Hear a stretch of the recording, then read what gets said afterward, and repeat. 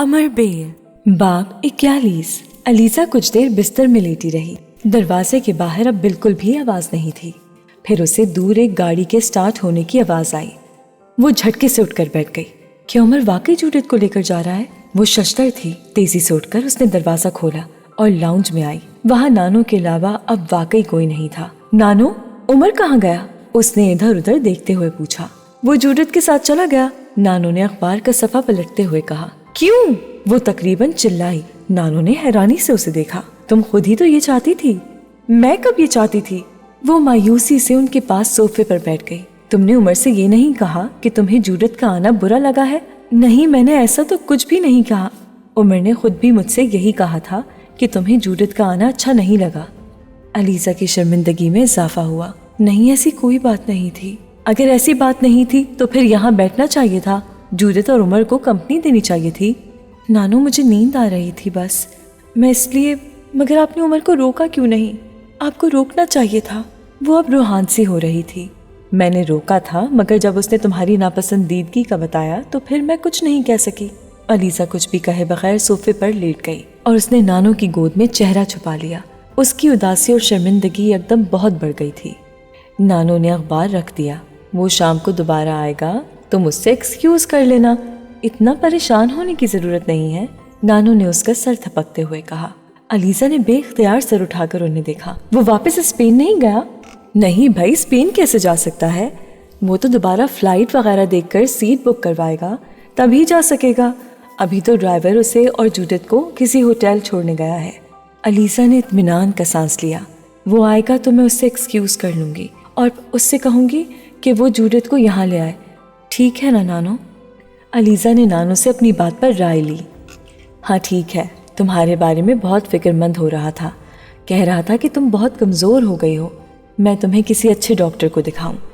میں نے اس سے کہا ایسا آپریشن کی وجہ سے ہے، پھر یہ جو تمہیں بخار ہو جاتا ہے، تمہیں اپنا خیال رکھنا چاہیے۔ نانو اس کے بالوں میں انگلیاں پھیرتے ہوئے کہہ رہی تھی، مگر علیزہ کا دھیان کہیں اور اٹکا ہوا تھا۔ نانو، آپ کو جوڈت کیسی لگی ہے؟ اس نے کچھ دیر سوچتے رہنے کے بعد نانو سے پوچھا۔ جوڈت بہت اچھی ہے وہ، تم کیوں پوچھ رہی ہو؟ بس ایسے ہی، وہ کہہ رہی تھی کہ وہ پچھلے 10 سال سے عمر کی فرینڈ ہے، مگر عمر نے پہلے کبھی اس کا ذکر نہیں کیا۔ نانو نے لاپرواہی سے کندھے اچکا دیے۔ ہاں، اس نے پہلے کبھی ذکر نہیں کیا، مگر اس سے کیا فرق پڑتا ہے؟ ہر بات تو وہ نہیں بتا سکتا، ویسے بھی وہ کس کس کے بارے میں بتائے، اس کے دوست بہت زیادہ ہیں، مگر اس کو جوڈت کے بارے میں بتانا چاہیے تھا۔ باقی فرینڈز کا بھی تو نام لیتا رہتا ہے۔ علیزہ نے اصرار کیا۔ وہ آئے گا تو اس سے پوچھ لینا کہ اس نے جوڈت کا ذکر کیوں نہیں کیا۔ نانو نے بات کا موضوع بدلنے کی کوشش کی، مگر وہ کامیاب نہیں ہوئی۔ آپ کو پتہ ہے وہ جوڈت کو ساتھ لے کر اسپین گیا ہوا تھا؟ ہاں، نانو نے ایک لفظی جواب دیا۔ علیزہ خاموشی سے ان کا چہرہ دیکھتی رہی۔ اس نے فون پر یہ بھی نہیں بتایا، بس یہی کہا کہ وہ کچھ فرینڈز کے ساتھ اسپین میں ہے۔ اس کو بتانا چاہیے تھا نا؟ علیزہ نے ایک بار پھر ان کی حمایت چاہی۔ میں کہہ رہی ہوں نا کہ وہ آئے گا تو تم اس سے یہ سب کچھ پوچھ لینا۔ تو مجھے یہ بتاؤ کہ چکن کارن سوپ بنواؤں تمہارے لیے؟ نانو نے ایک بار پھر بات کا موضوع بدل دیا۔ پتہ نہیں، جو مرضی کریں۔ علیزہ نے ان کی بات میں دلچسپی نہیں لی۔ ٹھیک ہے، بنوا لیتی ہوں، مگر تم پی ضرور لینا، یہ نہ ہو کہ پرسوں کی طرح پھر رکھ چھوڑو۔ علیزہ نے کچھ نہیں کہا، وہ ایک بار پھر کسی سوچ میں مصروف ہو گئی۔ نانو، جوڈت عمر کی بیسٹ فرینڈ ہے نا؟ نانو نے گہرا سانس لیا۔ تم کیوں اتنا پریشان ہو رہی ہو دونوں کے بارے میں؟ فرض کرو اگر وہ اس کی بیسٹ فرینڈ ہے تو بھی کیا فرق پڑتا ہے؟ نانو نے اس کے ماتھے پر ہاتھ رکھتے ہوئے نرم آواز میں اس سے کہا۔ مجھے لگتا ہے وہ مجھ سے زیادہ اس کی دوست ہے۔ اس کی بہت ہلکی آواز میں کہا گیا جملہ ان تک پہنچ گیا۔ وہ 10 سال سے اس کے ساتھ ہے، دونوں اسکول میں اکٹھے رہے، بعد میں ایک ہی یونیورسٹی میں گئے، پھر ہم عمر بھی ہیں۔ ظاہر ہے عمر کی اس کے ساتھ زیادہ اچھی اور بہتر انڈرسٹینڈنگ ہے۔ ان کی وضاحت علیزہ کو بری لگی۔ میرے ساتھ اس کی افیلیشن یا انڈرسٹینڈنگ نہیں ہے، تمہارے ساتھ اس کا تعلق اور طرح کا ہے، تم اس کی کزن ہو، ظاہر ہے تمہیں وہ اس طرح سے ٹریٹ کرتا ہے، مگر وہ مجھے بھی اپنا دوست کہتا ہے۔ اس نے کہا تھا میں اس کی بیسٹ فرینڈ ہوں۔ علیزہ نے بے تابی سے کہا، تمہاری اور اس کی دوستی کو ابھی بہت تھوڑا وقت ہوا ہے، اس کا مطلب ہے کہ وہ میری پرواہ نہیں کرتا؟ اس نے برق رفتاری سے نتیجہ اخذ کیا۔ میں نے یہ کب کہا؟ परवाह करता है तो तुम्हारे लिए स्पेन से वापस आ गया है, मगर जूडिथ के साथ उसकी दोस्ती ज्यादा गहरी है और शायद दोस्ती नहीं है। दोस्ती नहीं है तो फिर क्या है? अलीजा ने कुछ उलझते हुए पूछा। मेरा ख्याल है वो एक दूसरे से मोहब्बत करते हैं और हो सकता है बहुत जल्द शादी कर ले, नानो ने जैसे कुछ सोचते हुए कहा। अलीजा कुछ और कह नहीं सकी। उमर शाम को वहां आया था, मगर इस बार वो अकेला था। जूडिथ उसके साथ नहीं थी। अलीजा पहले ही लाउंज में बैठी उसकी मुंतजिर थी। उसने अलीजा को देखते ही बड़ी शगुफ्तगी से हाथ उठाते हुए कहा, देख लो अलीजा, अब मैं बिल्कुल अकेला हूँ, मेरे साथ कोई नहीं है। अलीजा खामोश रही। वो अलीजा के पास सोफे पर आकर बैठ गया और उसने हाथ में पकड़ा हुआ एक बैग उसके सामने टेबल पर रखते हुए कहा, मैं तुम्हारे लिए कुछ चीजें लाया हूँ, देख लो। वो अब क्रिस्टी को उसकी गोद से ले रहा था। अलीजा ने बैग की तरफ हाथ नहीं बढ़ाया। मैंने आपसे ये तो नहीं कहा था कि आप चले जाएं। उसकी बात के जवाब में उसने संजीदगी से कहा। उमर ने क्रिस्टी को अपनी गोद में बिठाते हुए उसे देखा और इत्मीनान से कहा, हाँ कहा तो नहीं था, मगर तुम्हें जूडिथ का आना अच्छा नहीं लगा था। वो अब क्रिस्टी के सर पर हाथ फेर रहा था। नहीं, ऐसा नहीं था, अलीजा ने झूठ बोला। उमर उसे देखकर मुस्कुराया और एक बार फिर क्रिस्टी के सर पर हाथ फेरने लगा। वो उसके जवाब का इंतजार करती रही, लेकिन जब उसने कुछ नहीं कहा तो अलीजा ने एक बार फिर उसे मुतवज्जा किया। मैंने आपसे कुछ कहा है ELISA, your face has a tell tell quality. वो उसका चेहरा देखते हुए कह रहा था।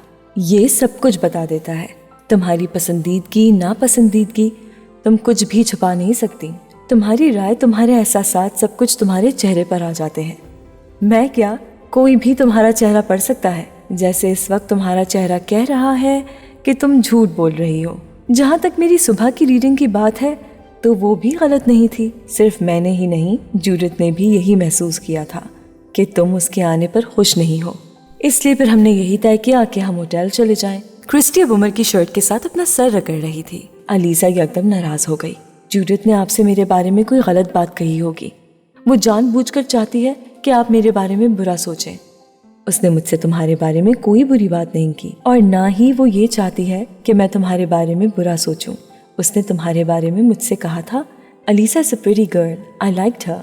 अलीजा चंद लम्हों तक कुछ भी नहीं कह पाई, लेकिन उन्होंने आपसे ये क्यों कहा कि मुझे उनका आना अच्छा नहीं लगा? वो आपको ये कहती हैं कि वो मुझे पसंद करती हैं, मगर मेरे बारे में कहती हैं कि मैं उन्हें पसंद नहीं करती। She is very crafty. Umar ने उसे देखा। इस बार वाज़ेह तौर पर उसके चेहरे पर नापसंदीदगी थी। जूडी मेरी दोस्त है और मैं ये कभी पसंद नहीं करूँगा कि मेरे दोस्तों के बारे में कोई फजूल तबसरा करे। फिर वो रूहान सी हो गई। उसने एक झटके से क्रिस्टी को उमर की गोद से खींच लिया। उमर ने चंद लम्हों के अंदर उसकी आंखों को मोटे मोटे आंसुओं से भरते देखा और फिर वो पांव पटकते हुए कुछ कहे बगैर लाउंज से चली गई। उमर उसके पीछे नहीं आया। वो खामोशी से लाउंज की खिड़कियों से उसे लॉन में जाता देखता रहा। वो आधा घंटा लॉन में बैठकर रोती रही। फिर मुलाजिम उसे चाय के लिए बुलाने आया। मुझे नहीं पीनी, उसने साफ इनकार कर दिया। वो जानती थी कि मुलाजिम अंदर जाकर उसका जवाब ऐसे ही पहुंचा देगा और उसे तवक्को थी कि उमर या नानो में से कोई उसे खुद लेने आएगा या फिर मुलाजिम को दोबारा भेजा जाएगा। ऐसा नहीं हुआ। मुलाजिम दोबारा आया, ना ही उमर या नानो में से कोई उसे बुलाने आया। वो और दिल गिरफ्ता हुई। उसके आंसू आहिस्ता आहिस्ता खुद ही थम गए। शाम कुछ और ढली और लॉन में तारीकी उतरने लगी, मगर वो वहीं बैठी रही। बिलाखिर उसने उमर को पोर्टिको से निकलते देखा। वो बेख्तियार खुश हुई। उसका ख्याल था कि वो उसे मनाने के लिए आया था, मगर ऐसा नहीं था। उमर लॉन की तरफ देखे बगैर पोर्टिको में खड़ी गाड़ी की तरफ बढ़ गया। अलीजा को जैसे करंट लगा। क्या वो वापस जा रहा है? मगर उसने तो रात का खाना भी नहीं खाया। वो बेचैन हो गई। उसे तवक्को थी कि वो रात के खाने तक रुकेगा, मगर क्रिस्टी लॉन में फिर रही थी। उमर को लाउंज से बाहर निकलते देखकर वो भागती हुई उसकी तरफ गई। उमर ने गाड़ी के दरवाजे के हैंडल पर हाथ रखा ही था जब वो उसके करीब पहुंच गई और उसकी टांगों से अपना जिस्म रगड़ने लगी। अलीजा ने उमर को रुकते देखा। उसने झुककर क्रिस्टी को गोद में उठा लिया। फिर अलीजा ने उसे पलटते देखा। वो अब लॉन की तरफ देख रहा था। फिर अलीजा ने उसे अपनी जानिब आते देखा। उसके करीब आने पर अलीजा ने अपनी नाराज़गी को बालाए ताक रखते हुए पूछा, आप जा रहे हैं? हाँ। उमर ने उसकी तरफ हाथ बढ़ाया। क्रिस्टी को उसने दूसरे बाजू में पकड़ा हुआ था। खाने के लिए नहीं रुकेंगे? علیزہ نے اس کے ہاتھ کو نظر انداز کرتے ہوئے مایوسی سے کہا۔ نہیں۔ علیزہ نے اس کے بڑھے ہوئے ہاتھ کو دیکھا اور پھر اپنا ہاتھ بڑھا دیا۔ اس کا خیال تھا کہ وہ اس سے ہاتھ ملانا چاہتا تھا، مگر ایسا نہیں تھا۔ عمر نے اس کا ہاتھ پکڑ کر کھینچا۔ اٹھ جاؤ علیزہ، وہ نرم آواز میں کہہ رہا تھا۔ علیزہ اس کے ہاتھ کو پکڑ کر کھڑی ہو گئی۔ ناراضی ختم ہو گئی تمہاری؟ وہ اب اس سے پوچھ رہا تھا۔ میں ناراض نہیں ہوں، آپ ناراض ہیں۔ واک آؤٹ تو تم نے کیا تھا، آپ بھی تو کر رہے ہیں۔ وہ اس بار اس کی بات پر مسکرایا۔ ہاں میں بھی کر رہا ہوں، مگر یہ احتجاجن نہیں ہے، اور جہاں تک تم سے خفگی کا تعلق ہے تو میں تم سے کبھی بھی ناراض نہیں ہو سکتا۔ پھر آپ کھانا کھائے بغیر کیوں جا رہے ہیں؟ علیزہ نے فوراً کہا۔ کیونکہ مجھے جوڈی کے ساتھ کھانا کھانا ہے۔ وہ اس کا چہرہ دیکھ کر رہ گئی۔ وہ اب کرسٹی کو اس کی طرف بڑھا رہا تھا۔ علیزہ نے بے دلی کے عالم میں کرسٹی کو پکڑ لیا۔ آپ کے لیے جوڈت بہت اہم ہے، میرے لیے تم بھی بہت اہم ہو، عمر نے اس کی بات کے جواب میں بلا تعمل کہا۔ مگر جوڈت جتنی نہیں۔ اس کی آواز میں مایوسی تھی۔ اگر تم میرے لیے کم اہم ہوتی تو میں تمہارے کہنے پر یوں فوراً نہ آ جاتا۔ اپنا موازنہ کسی دوسرے سے مت کرو۔ میرے لیے جو تم ہو وہ تم ہو۔ وہ خوش نہیں ہوئی۔ اور جو جوڈت ہے وہ جوڈت ہے۔ ہاں، عمر نے ایک بار پھر بلا تعمل کہا۔ ایک دوسرے کے ساتھ چلتے ہوئے وہ لان سے باہر آنے لگے۔ آپ اور وہ دونوں یہاں آ جائیں، ہوٹل میں نہ رہیں، علیزہ نے اس سے کہا۔ نہیں، اب نہیں، عمر نے قطعی لہجے میں کہا۔ کیوں؟ جو لوگ مجھ سے وابستہ ہوں میں ان کی بے عزتی برداشت نہیں کر سکتا۔ اگر کسی کو مجھے عزت دینی ہے مجھ سے پہلے ان لوگوں کو دینی ہوگی جو مجھ سے منسلک ہیں۔ مجھے جوڈت کے ساتھ تمہارا رویہ اچھا نہیں لگا، اور ایک بار واپس لے جانے کے بعد میں اسے دوبارہ رہنے کے لیے تو یہاں نہیں لاؤں گا۔ اگر میں ایسا کرتا ہوں تو یہ جوڈت کی انسلٹ ہوگی، اور میں ایسا کبھی نہیں کروں گا۔ میں نے ان کی انسلٹ نہیں کی، اس نے کمزور لہجے میں کہا۔ ہاں، مگر تم نے یہ ضرور ظاہر کیا ہے کہ تم اسے ناپسند کرتی ہو۔ میں ان سے ایکسکیوز کر لوں گی۔ علیزہ چلتے چلتے رک گئی۔ اور میں یہ بھی کبھی نہیں چاہوں گا۔ میں تم کو ڈیگریڈ کبھی نہیں کر سکتا۔ مجھے اس میں بھی اپنی بے عزتی محسوس ہوگی۔ اس کے لہجے میں صاف گوئی تھی۔ وہ کچھ دیر اسے دیکھتی رہی، پھر اس نے کہا۔ آپ جوڈت سے محبت کرتے ہیں، اس لیے اسے ناپسند کر رہی ہو تم؟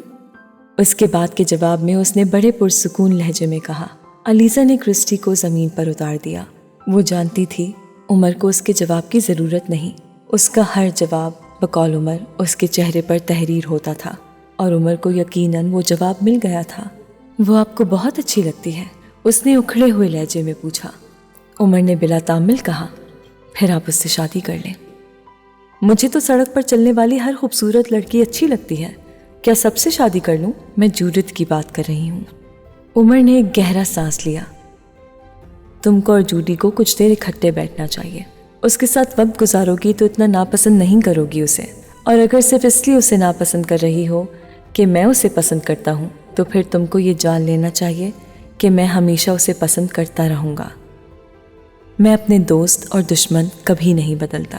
وہ میری دوست ہی دوست ہے اور ہمیشہ دوست ہی رہے گی، عمر نے کسی لگی لپٹی کے بغیر کہا۔ علیزہ نے پہلی دفعہ اس کو اس موڈ میں دیکھا تھا۔ پچھلے کئی ماہ سے وہ مسلسل اس کے ناز اٹھا رہا تھا۔ آج پہلی دفعہ وہ علیزہ کی ناپسندیدگی کی پرواہ کیے بغیر ایک دوسری ترجیح کے بارے میں بات کر رہا تھا۔ اس سے پہلے یہی ہوتا تھا کہ عمر ہر چیز میں اس کی پسند ناپسند کو مد نظر رکھتا تھا، وہ کھانے کی کوئی ڈش ہو یا پھر خریدی جانے والی کوئی چیز، کوئی پکنک پوائنٹ ہو یا پھر کسی چیز کے بارے میں رائے۔ عمر بڑی آسانی سے اس کی بات مان لیا کرتا تھا۔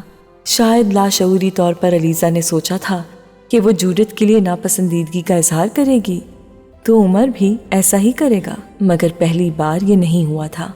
ہم لوگ کل 2-4 جگہوں پر جا رہے ہیں، تم چلو گی؟ وہ اس سے کہہ رہا تھا۔ یقیناً وہ جوڈت کو شہر کی سیر کروانا چاہتا تھا۔ نہیں، عمر نے ایک گہرا سانس لے کر اسے دیکھا۔ وہ بہت رنجیدہ نظر آ رہی تھی۔ مجھے دیر ہو گئی ہے، اس نے قدم آگے بڑھاتے ہوئے کہا۔ آپ کل آئیں گے؟ علیزہ اس کے پیچھے آئی۔ وہ ٹھٹک گیا۔ تم چاہتی ہو میں آؤں؟ ہاں ٹھیک ہے، میں آ جاؤں گا، مگر آپ تو جوڈت کے ساتھ سیر کے لیے جا رہے ہیں، علیزہ نے اسے یاد دلایا۔ اس سے کوئی فرق نہیں پڑتا، تم یہ بتاؤ میں کب آؤں؟ کل رات ڈنر پر۔ ٹھیک ہے، وہ فوراً مان گیا۔ بس یا کچھ اور؟ نہیں بس۔ عمر کو یکدم کچھ یاد آ گیا۔ اپنی جینز کی پاکٹ میں ہاتھ ڈالتے ہوئے اس نے علیزہ سے کہا، ذرا اپنا ہاتھ بڑھا۔ علیزہ نے کچھ متجسس ہو کر ہاتھ آگے کر دیا۔ عمر نے اس کی کلائی میں کوئی چیز پہنائی۔ علیزہ نے دیکھا وہ ایک خوبصورت فرینڈشپ بینڈ تھا، بارسلونا میں ایک سوینئر شاپ سے لیا تھا۔ عمر نے بتایا، بینڈ کے ساتھ لٹکنے والی چین کے ساتھ ایک بل فائٹر تھا، امیگو۔ علیزہ نے بینڈ پر کندھا لفظ پڑھا۔ اس نے سر اٹھا کر عمر کو دیکھا، وہ مسکرا رہا تھا۔ Thank you. وہ واقعی مسرور تھی۔ وہ ایک بار پھر گاڑی کی طرف جانے لگا جہاں ڈرائیور اس کا منتظر تھا۔ علیزہ اس بار خاصی خوشی کے عالم میں اسے گاڑی تک چھوڑنے آئی۔ اگلی صبح جب وہ بیدار ہو کر ناشتے کے لیے لاؤنج میں آئی تو اس نے نانو اور نانا کو خاصی پریشانی کے عالم میں لاؤنج میں بیٹھے دیکھا۔ نانا فون پر کسی سے بات کر رہے تھے مگر ان کے چہرے کے تاثرات نانو سے دیکھ کر علیزہ کے پاس آ گئیں جو ابھی کھڑی تھی۔ کیا ہوا نانو؟ نانا پریشان ہے؟ کیا بات کر رہے ہیں؟ علیزہ نے پوچھا۔ جہانگیر کی بڑی بیٹی کی ڈیتھ ہو گئی ہے امریکہ میں، رات 2 بجے اس کا فون آیا تھا۔ علیزہ نے بے اختیار سانس روکا۔ نمرا کی؟ ہاں، نانو نے سر ہلایا۔ کیسے؟ اس کو کیا ہوا؟ نیند میں اپنے اپارٹمنٹ کی کھڑکیوں سے نیچے گر گئی۔ نانو کی آنکھوں میں آنسو آنے لگے۔ مائی گاڈ، آپ نے مجھے رات کو کیوں نہیں بتایا؟ تم سو رہی تھی، فائدہ کیا تھا؟ میں اور تمہارے نانا تو ساری رات نہیں سو پائے۔ عمر کو پتا ہے؟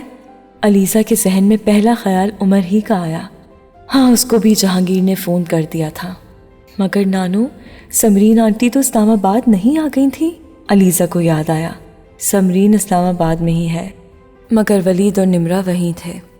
اب کیا ہوگا؟ آپ امریکہ جائیں گی؟ نہیں، جہانگیر ڈیڈ باڈی پاکستان لا رہا ہے۔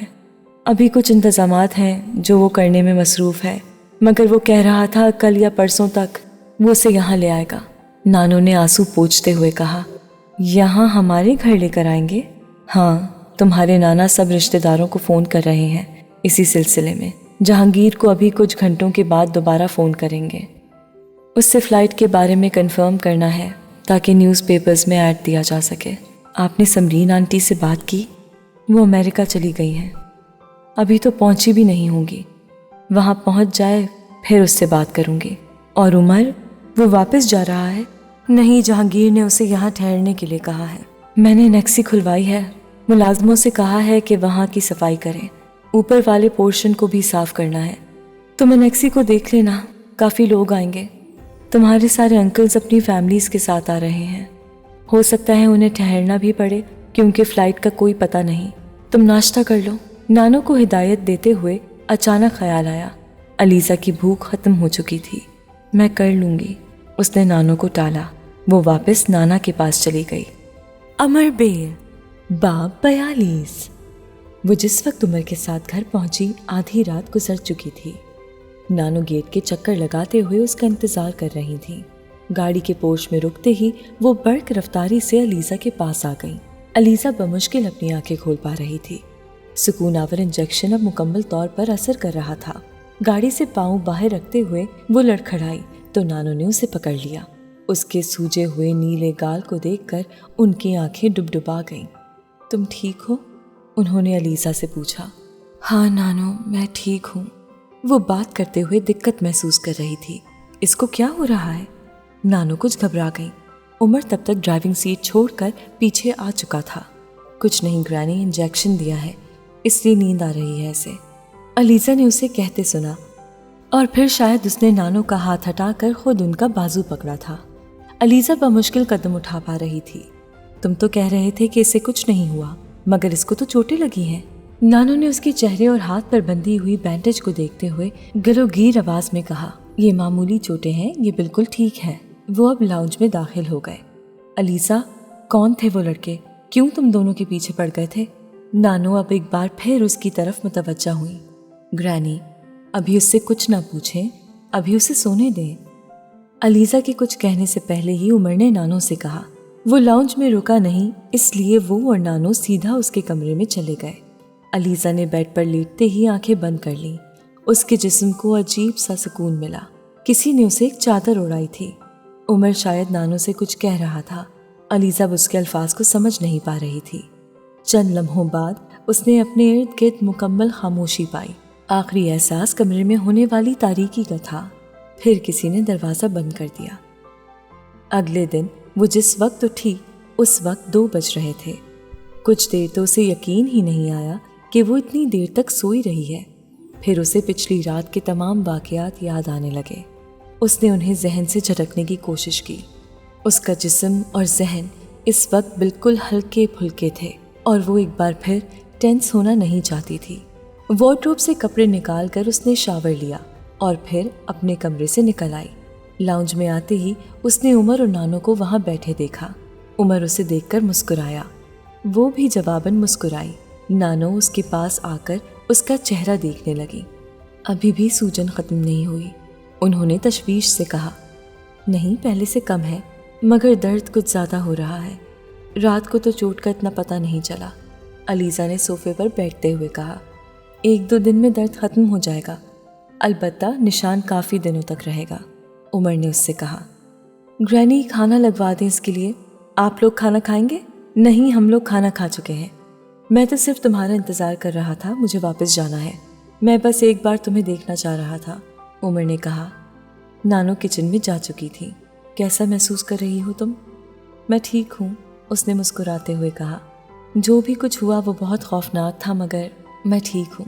وہ اسے دیکھتا رہا۔ تم پہلے سے کافی بدل گئی ہو۔ کچھ دیر بعد اس نے کہا۔ علیزہ نے چونک کر اسے دیکھا۔ وہ مسکرا رہا تھا، مچ مور میچور اینڈ کمپوزڈ۔ اچھی بات ہے۔ پتہ نہیں، شاید ابھی چند ہفتے تم گھر پر ہی رہنا، اور آئندہ اگر رات کو باہر جاؤ تو ہمیشہ اپنے پاس کوئی ریوالور رکھو۔ میں دوبارہ کبھی رات کو باہر ہی نہیں جاؤں گی۔ کیوں بھائی، کیوں نہیں؟ جاؤ گی تم باہر۔ کسی حادثے کا مطلب یہ نہیں ہوتا کہ گھر میں خود کو بند کر لیا جائے۔ جو ہوا گزر گیا۔ عباس نے 2-3 بار فون کیا ہے، تم سو رہی تھی، اس لیے میں نے بات نہیں کروائی۔ اس سے بات کر لینا ایک بار۔ اور ایاز انکل نے بھی فون کیا ہے، ان کو بھی کال کر لینا۔ ایاز انکل کو؟ کیوں؟ کیا ان کو سب کچھ پتہ چل گیا ہے؟ وہ کچھ متفکر ہوئی۔ ہاں، ان سے میری رات کو بات ہوئی تھی۔ عباس نے ان کو فون کیا تھا، وہ بس تمہاری خیریت دریافت کرنا چاہتے ہیں۔ عمر نے کہا، آپ کل یہاں کیسے؟ عمر نے اس کی بات کاٹی۔ میں اتفاقاً آیا تھا، عباس کے پاس تھا جب گرینی نے فون کیا، پھر میں رات یہیں رک گیا۔ بس ابھی نکل جاؤں گا، عمر نے تفصیل سے بتایا۔ ان لڑکوں کا کیا ہوا؟ کیس فائل ہو گیا؟ علیزہ کو وہ چاروں یاد آئے۔ ہاں، میں چلتا ہوں، دیر ہو رہی ہے، شام ہو جائے گی مجھے واپس پہنچتے پہنچتے۔ عمر نے اپنی رسٹ واچ دیکھتے ہوئے کہا اور کھڑا ہو گیا۔ میں واپس جا کر ایک بار پھر تمہیں فون کروں گا۔ اور Alizeh, just forget about every thing. کچھ بھی نہیں ہوا، سب کچھ ٹھیک ہے۔ علیزہ نے ایک گہرا سانس لے کر سر ہلا دیا۔ وہ اسے خدا حافظ کہہ کر باہر نکل گیا۔ علیزہ فون کا ریسیور اٹھا کر عباس کو کال ملانے لگی۔ ہاں علیزہ، کیسی ہو تم؟ عباس نے رابطہ ہوتے ہی کہا، میں ٹھیک ہوں۔ میں کتنی بار کال کر چکا ہوں، تم سو رہی تھی، ابھی دوبارہ کال کرنے ہی والا تھا میں۔ عباس نے کہا، پاپا سے بات ہوئی ہے تمہاری؟ انکل ایاز سے؟ نہیں، ابھی میں ان کو کال کروں گی، عمر نے بتایا تھا کہ انہوں نے صبح کال کی تھی۔ علیزہ نے کہا، تمہاری گاڑی ورک شاپ میں ہے، 1-2 دن تک میں بھجوا دوں گا۔ شام کو میں آؤں گا گرینی کی طرف۔ عمر ابھی وہیں ہے یا چلا گیا؟ وہ ابھی گئے ہیں۔ عباس بھائی، FIR میں میرا نام بھی آئے گا؟ علیزہ کو کچھ دیر پہلے خیال آیا۔ نہیں، تمہارا نام کیوں آئے گا؟ نہیں تو کیس کیسے فائل ہوگا؟ تم اس کو چھوڑ دو، یہ بتاؤ چہرے پر لگی ہوئی چوٹ ٹھیک ہوئی ہے کچھ؟ عباس نے بات کا موضوع بدل دیا۔ ہاں، گڈ، شام کو میں تمہیں ایک بار پھر ڈاکٹر کے پاس لے جاؤں گا، وہ تمہارے ہاتھ کی بینڈیج چیک کر دے گا۔ گرینی کو کہو کہ اچھا سا کھانا تمہیں کھلائیں۔ اس کے بعد تم آرام سے کوئی اچھی سی فلم دیکھو، پھر کسی دوست کو بلوا لو، گپ شپ لگاؤ and just enjoy your self. اور ہاں، ایک بہت ضروری بات، ابھی کچھ ہفتے گھر سے نہیں نکلنا۔ گھر پر میں نے گارڈ لگوا دی ہے، ابھی کچھ ہفتے اگر کہیں جانا بھی ہے تو پہلے مجھ کو انفارم کرنا ہے۔ اس کے بعد وہ پزلڈ ہو گئی۔ کیوں؟ بس ویسے ہی، احتیاط اچھی چیز ہے۔ اچھا پھر شام کو آتا ہوں میں، خدا حافظ۔ فون بند ہو گیا۔ وہ الجھی ہوئی ریسیور ہاتھ میں لیے اسے دیکھتی رہی۔ نانو کھانا لگوا چکی تھی۔ علیزہ نے کھانا کھایا۔ نانو نے اس سے رات کے واقعات کے بارے میں کچھ بھی نہیں پوچھا، شاید عمر انہیں منع کر چکا تھا۔ وہ صرف اسے اکیلے واپس آنے پر ڈانٹتی رہی۔ अलीसा खामोशी से उनकी डांट सुनती रही। वो अभी खाना खा रही थी जब अयाज अंकल का फ़ोन आया था। वो कुछ नर्वस हो गई जब नानो ने फ़ोन पर बात करने के बाद उसे बुलवाया। हेलो अलीसा बेटा, how are you? Ayaz Haider ने उसकी आवाज़ सुनते ही कहा। फाइन, मेरी अब्बास से बात हुई थी रात को।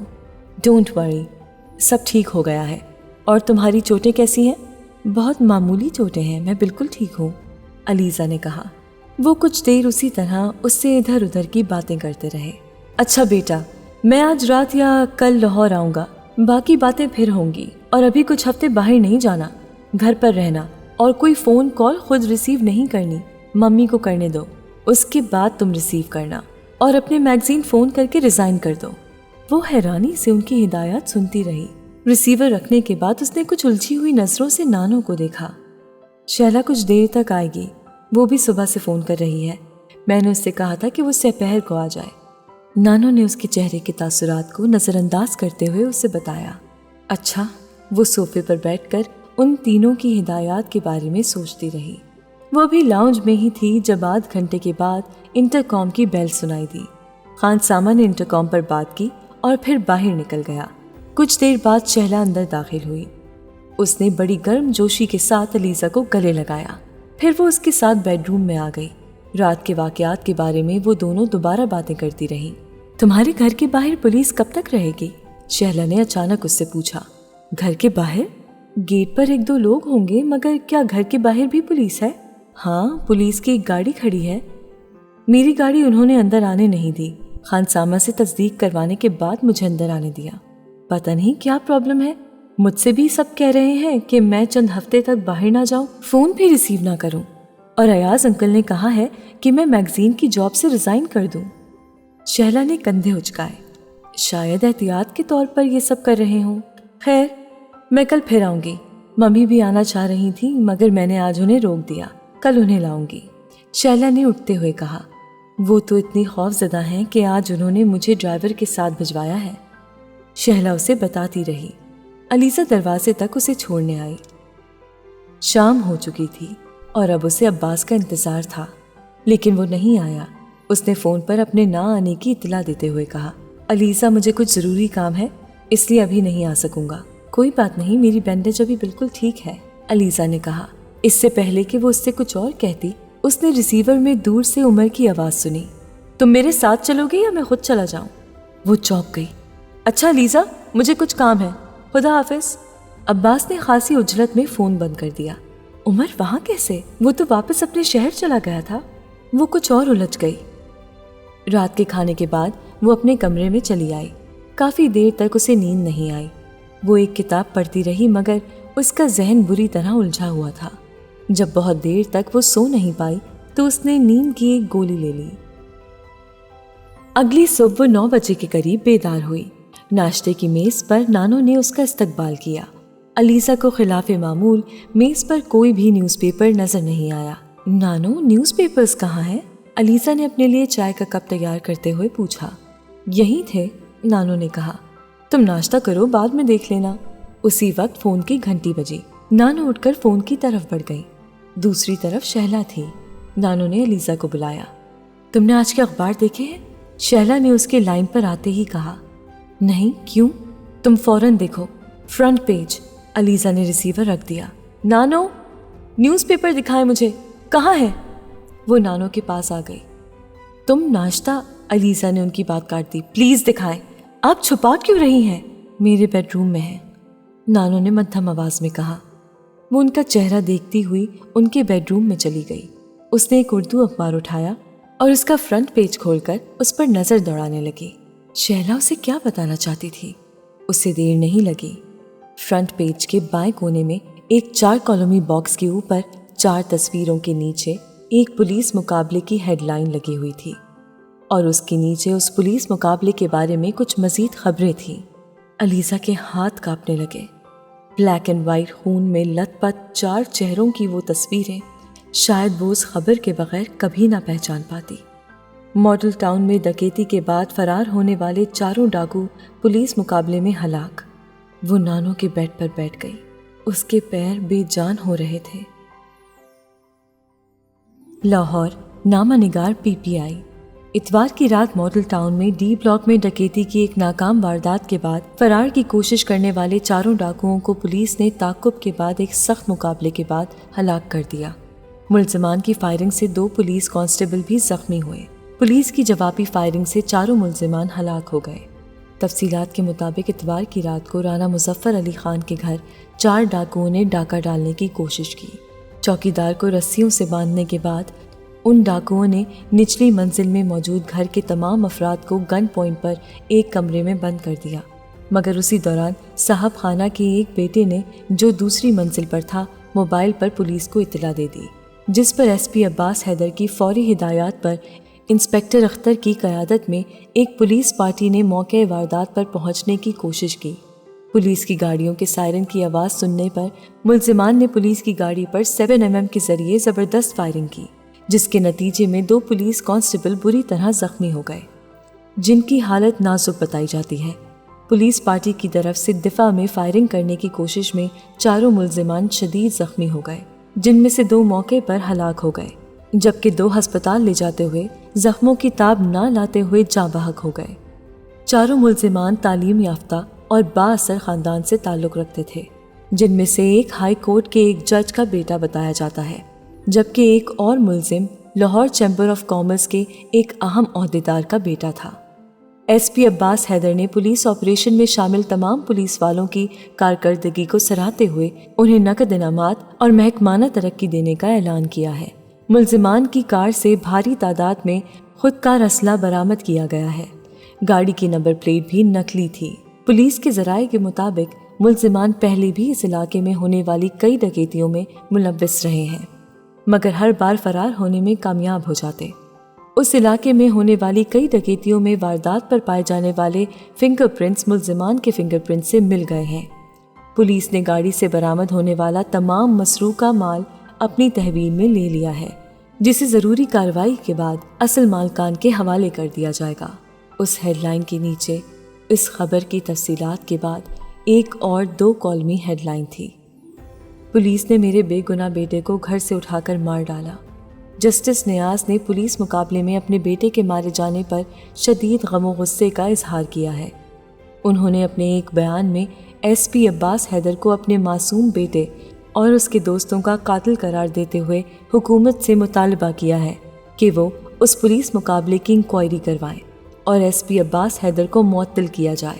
جسٹس نیاز کے بیان کے مطابق اتوار کو ان کا بیٹا گھر پر اپنے بیڈ روم میں سو رہا تھا جب سادہ کپڑوں میں ملبوس کچھ پولیس والے ان کے گھر میں گھس آئے۔ انہوں نے انہیں ایک کمرے میں بند کر دیا اور ان کے بیٹے کو گن پوائنٹ پر باہر لے گئے۔ اہل خانہ کے شور مچانے پر کالونی کے چند دوسرے چوکیدار ان کے گھر آئے اور انہوں نے ان کے گھر پر موجود دونوں گارڈز کو رسیوں سے آزاد کیا اور پھر اہل خانہ کو بھی دروازہ کھول کر آزادی دلوائی۔ جسٹس نیاز کے مطابق انہوں نے اسی وقت لاہور کے SSP امتنان صدیقی کو فون کے ذریعے اپنے بیٹے کے اغوا کی اطلاع دی، جس پر انہوں نے انہیں یقین دلایا کہ اسے بہت جلد برآمد کر لیا جائے گا، مگر چند گھنٹوں کے بعد انہیں ایک پولیس مقابلے میں ان کے بیٹے کی موت کی اطلاع دی گئی۔ جب SSP امتنان صدیقی سے اس بارے میں معلومات حاصل کرنے کے لیے رابطہ قائم کیا گیا تو انہوں نے کہا کہ جسٹس نیاز کے فون کرنے سے پہلے ہی ان کا بیٹا ایک پولیس مقابلے میں مارا جا چکا تھا، مگر ابھی اس کی شناخت ہونا باقی تھی، اس لیے انہوں نے جسٹس نیاز کو اطلاع نہیں دی۔ انہوں نے اخبار نمائندوں کو یہ بھی بتایا کہ جسٹس نیاز کے گھر پر تعینات گارڈز کے بیانات کے مطابق مقتول جلال اس وقت تک ابھی گھر پر نہیں آیا تھا اور نہ ہی انہوں نے ان لوگوں کو جلال کو لے جاتے دیکھا۔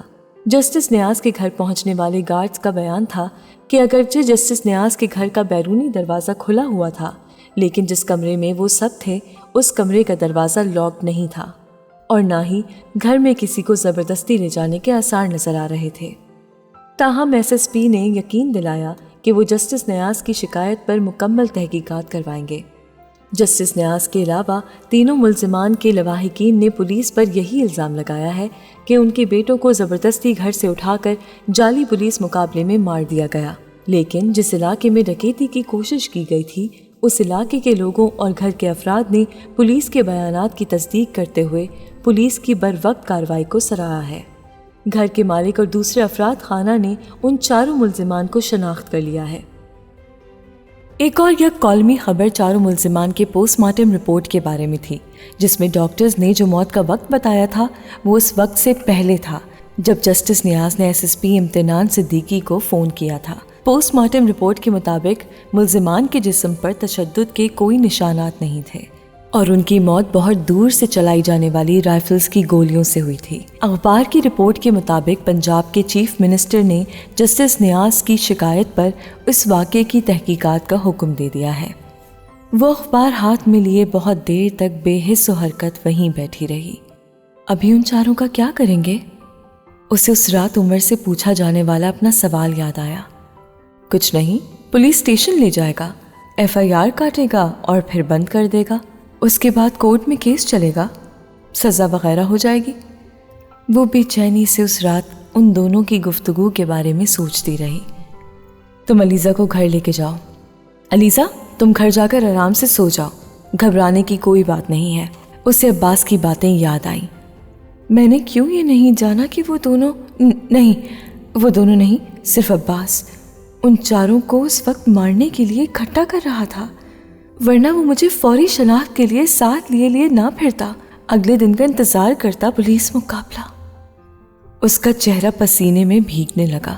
وہ ان چاروں کے خون میں لتھڑے ہوئے چہروں پر دوبارہ نظر ڈالنے کی جرت نہیں کر سکی۔ غم و غصے اور بے یقینی کا ایک آتش فشاں جیسے اس کے اندر ابل پڑا تھا۔ اتنی بے رحمی سے کوئی کسی کو کیسے مار سکتا ہے؟ اس طرح عباس کو کوئی خوف نہیں آیا، اس نے مجھے اور عمر دونوں کو اندھیرے میں رکھا۔ اس کا دماغ جیسے پھٹنے لگا تھا۔ اخبار لیے وہ غصے کے عالم میں باہر لاؤنج میں آئی۔ اس نے شہلا سے بات کرنے کے بجائے لائن ڈسکنیکٹ کر دی اور عباس کا نمبر ملانے لگی۔ صاحب میٹنگ میں گئے ہوئے ہیں، دوسری طرف سے اسے اطلاع دی گئی۔ اس نے فون پٹخ دیا۔ نانو نے اس کے ہاتھ میں پکڑے ہوئے اخبار اور اس کے چہرے کے تاثرات سے اندازہ لگا لیا تھا کہ وہ عباس سے بات کیوں کرنا چاہتی تھی، لیکن اس کے باوجود انہوں نے علیزہ کو مخاطب کیا۔ کیا ہوا علیزہ؟ عباس سے کیا بات کرنی ہے؟ علیزہ نے وہ اخبار ٹیبل پر پٹخ دیا۔ ہی از اے مرڈرر۔ آپ دیکھیں نانو، اس نے کس طرح ان چاروں کو قتل کروایا ہے، 4 لوگوں کو۔ میرے خدا، میرے سامنے اس نے ان میں سے 2 کو ان کے گھروں سے اٹھوایا تھا اور وہ چاروں پولیس کسٹڈی میں زندہ تھے، اور وہ کہتا ہے پولیس مقابلے میں مر گئے۔ اس کا چہرہ غصے سے سرخ ہو رہا تھا۔ نانو اس کی بات کے جواب میں کچھ کہنے کے بجائے صرف خاموشی سے اسے دیکھتی رہی۔ وہ اب دونوں ہاتھوں سے اپنا سر پکڑے صوفے پر بیٹھی ہوئی تھی۔ اس کے چہرے پر غصہ اور بے بسی نمایاں تھی۔ مرید پاپا، پانی لے کر آئے۔ نانو نے بلند آواز میں خان سامہ کو پکارا۔ مجھے پانی کی ضرورت نہیں ہے نانو۔ علیزہ نے یکدم سر اٹھا کر انہیں دیکھا۔ اس کا چہرہ اب بھی سرخ تھا۔ وہ اٹھ کر کھڑی ہو گئی تھی۔ نہ انکل ایاز کے نزدیک انسانی زندگی کی کوئی اہمیت ہے، نہ ان کے بیٹے کے نزدیک۔ وہ بے چینی سے لاؤنج میں ٹہل رہی تھی۔ آپ کو شہباز منیر یاد ہے نا؟ انکل ایاز نے اسے بھی اسی طرح ختم کروا دیا تھا۔ عمر ٹھیک کہتا تھا، وہ بالکل ٹھیک کہتا تھا۔ اس کا اشتعال اب بڑھتا جا رہا تھا۔ مجھے سمجھ لینا چاہیے تھا کہ آپ نے کیوں عباس کو مدد کے لیے بلوایا۔ وہ یکدم چلائی۔ تو اور کس کو بلواتی؟ فوری طور پر اور کون آ سکتا تھا؟ نانو نے کچھ روکھے انداز میں کہا۔ یہ سب میری وجہ سے ہوا ہے، سب میری وجہ سے۔ وہ ایک بار پھر کمرے کے چکر کاٹنے لگی۔ اس طرح کمرے میں پھرنے سے کیا ہوگا؟ نانو نے اسے ٹھنڈا کرنے کی کوشش کی۔ تم آرام سے بیٹھ جاؤ۔ نانو، میں آرام سے کیسے بیٹھ جاؤں؟ 4 انسانوں کا خون اپنے سر لے کر میں آرام سے بیٹھ جاؤں؟ آپ کیسی باتیں کرتی ہیں؟ تم نے ان 4 انسانوں کا قتل نہیں کیا، اس لیے تمہیں پریشان ہونے کی ضرورت نہیں ہے۔ ہاں، میں نے قتل نہیں کیا، مگر وہ میری وجہ سے قتل ہوئے ہیں۔ وہ تمہاری وجہ سے قتل نہیں ہوئے، اپنی حرکتوں کی وجہ سے ہوئے ہیں۔ نہ وہ اس طرح کی حرکت کرتے، نہ یوں مارے جاتے، نانو نے سنجیدگی سے کہا۔ وہ چلتے چلتے رک گئی۔ نانو، یہ آپ کہہ رہی ہیں؟ ہاں، میں کہہ رہی ہوں۔ عباس نے جو کیا ٹھیک کیا۔ وہ بے یقینی سے ان کا چہرہ دیکھتی رہ گئی۔ مجھے یقین نہیں آ رہا نانو کہ میں یہ سب کچھ آپ کے منہ سے سن رہی ہوں۔ تمہیں اس بارے میں پریشان ہونے کی ضرورت نہیں ہے۔ یہ گھر کے مردوں کے ہینڈل کرنے والے معاملات ہوتے ہیں اور انہوں نے جس طرح بہتر سمجھا اس معاملے کو ہینڈل کیا، نانو نے سپاٹ لہجے میں کہا۔ اور مردوں کی اس ہینڈلنگ نے 4 انسانوں کو زندگی سے محروم کر دیا۔ آپ تو بہت سوشل ورک کرتی رہی ہیں نانو، کیا آپ یہ چھوٹی سی بات نہیں سمجھ سکتی کہ…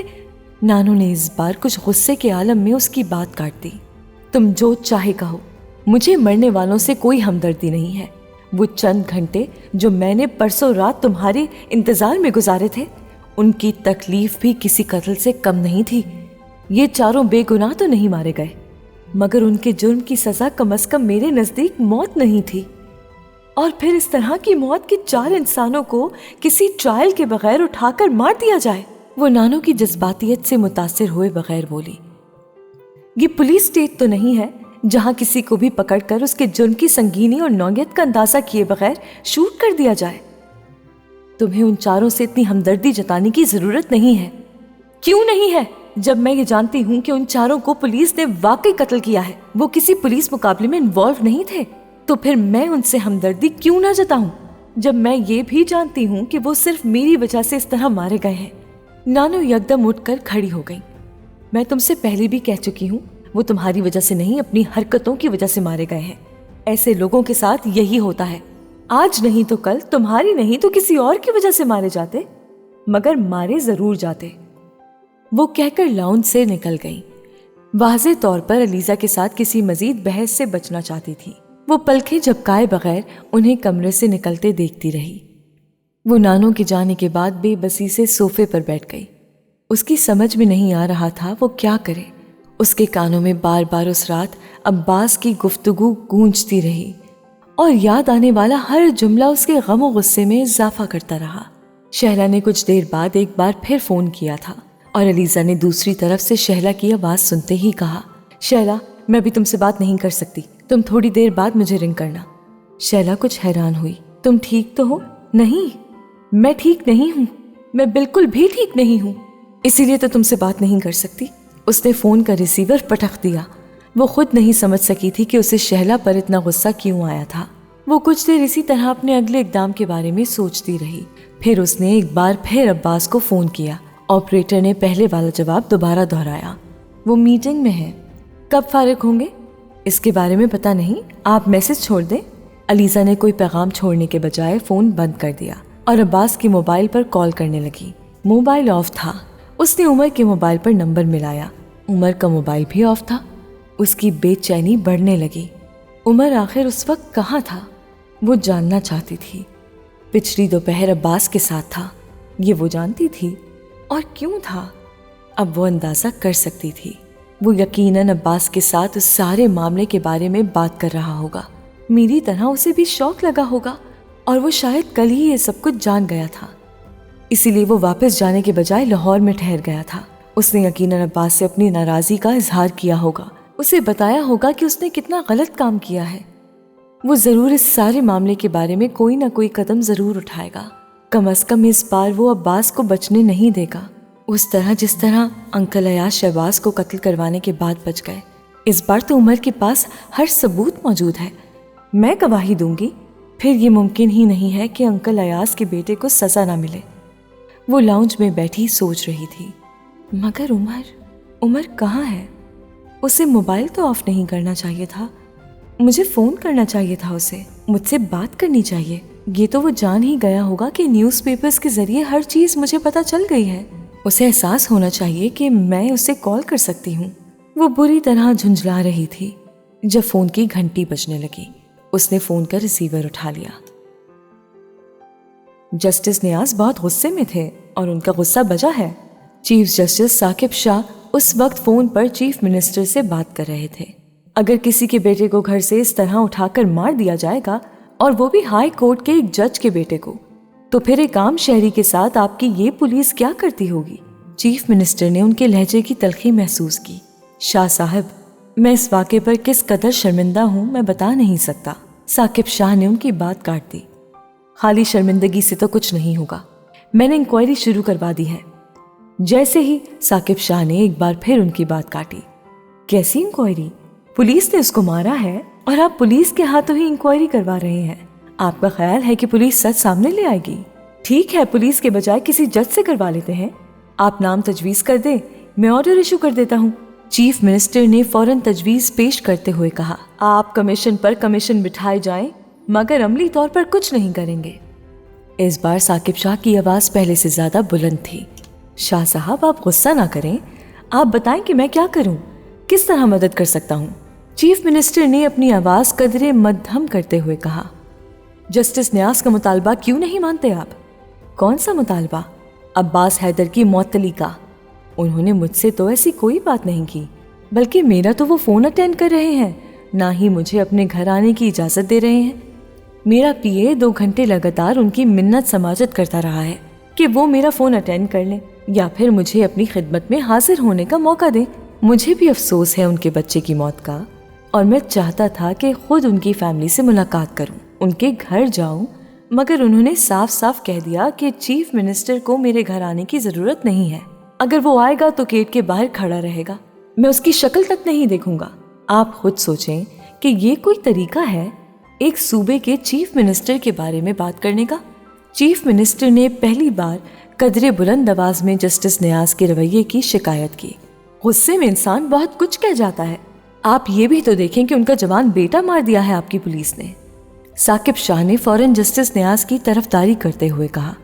ٹھیک ہے، مانتا ہوں وہ غصے میں ہے، مگر یہ سب کچھ انہیں پریس کے سامنے تو نہیں کہنا چاہیے تھا. 4 اخباروں نے آج اسی خبر کو انہی کے الفاظ کے ساتھ فرنٹ پیج پر ہیڈ لائن بنا دیا ہے. جسٹس نیاز کا چیف منسٹر سے ملنے سے انکار. آپ خود سوچیں انتظامیہ پر کیا اثر ہوگا اس ہیڈ لائن کا.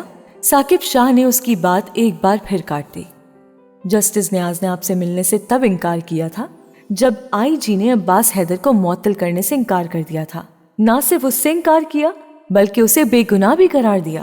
میرے کہنے پر بھی آئی جی اپنی بات پر اڑا رہا.